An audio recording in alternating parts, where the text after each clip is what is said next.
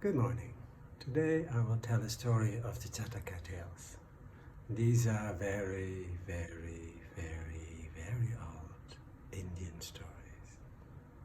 Today's story is called The Clever Deer. Once upon a time, a large number of deer lived in a forest. There was a wise deer among them. He was respected by all the other deer, who learned from him the deer's art and made their life secure.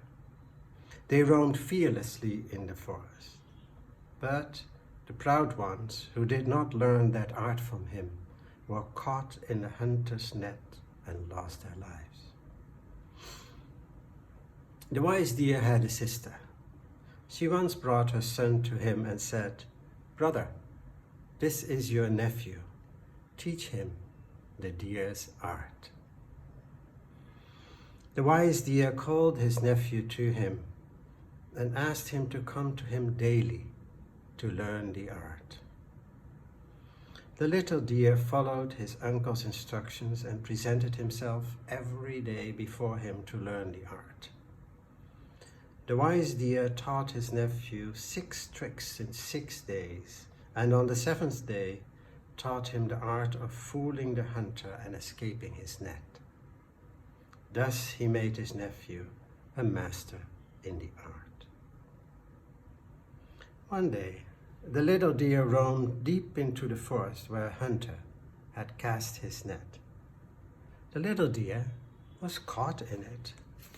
He jumped around but could not come out of the net. He looked around for his friends, but he could see no one. He cried loudly, but there was no one to hear it. On her part, his mother was greatly worried. She asked everyone about her son. One of them said, "Your son seems to have been caught by a hunter." The mother cried and approached her wise brother. She said, "Brother, had your nephew learned the art properly? I fear he has been caught in a hunter's net today." The wise deer said, "Sister, you should not worry. He has learned it well. He will be here safe and sound any moment. He has mastered the 6 tricks and the best of the art." On his part, when the little deer realized that his life was in danger, he resorted to the art he had learned from his uncle. He bent his 2 legs and, assuming a sitting cow posture, touched his head to the ground. Then he held his breath and, breathing through his other nostril, practiced the 6 tricks to fool the hunter. First, he spread his 4 legs and rested his head on one of them, pretending to be asleep. In the meantime, he dug into the grass and soil, put his tongue out, bloated his stomach, and dirtied his anal opening. He fixed his pupils at a point.